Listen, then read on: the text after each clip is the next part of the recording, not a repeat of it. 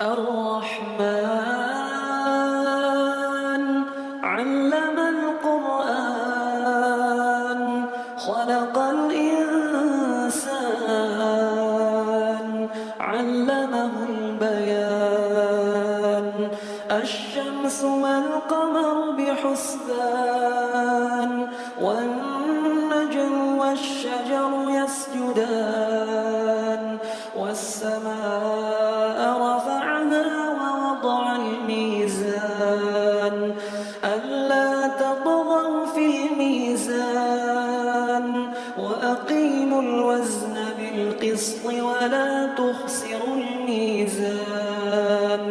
والأرض وضعها للأنام فيها فاكهة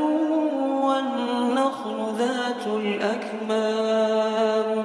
والحب ذو العصف والريحان فبأي آلاء ربكما تكذبان خلق الإنسان من صلصال كالفخار وخلق الجان من مارج من نار فبأي آلاء ربكما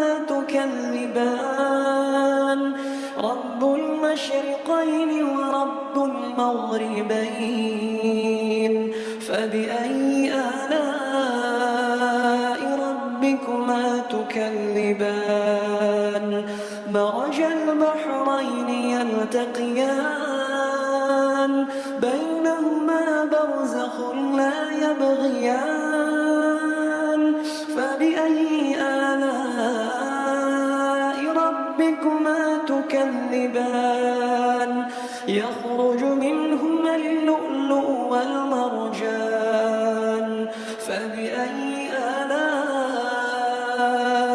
ربكما تكذبان وله الجوار المنشآت في البحر كالأعلام فبأي آلاء ربكما تكذبان كل من عليها فان ويبقى وجه ربك ذو الجلال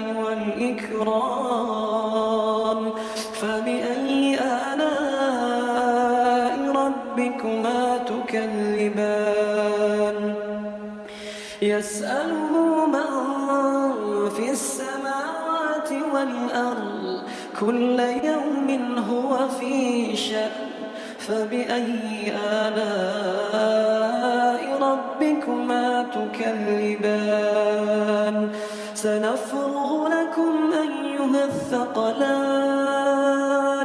فبأي آلاء ربكما تكذبان يا معشر الجن والإنس إن استطعتم أن تنفذوا من أقطار السماوات والأرض فانفذوا لا تنفذون إلا بسلطان فبأي آلاء ربكما تكذبان يرسل عليكما شواظ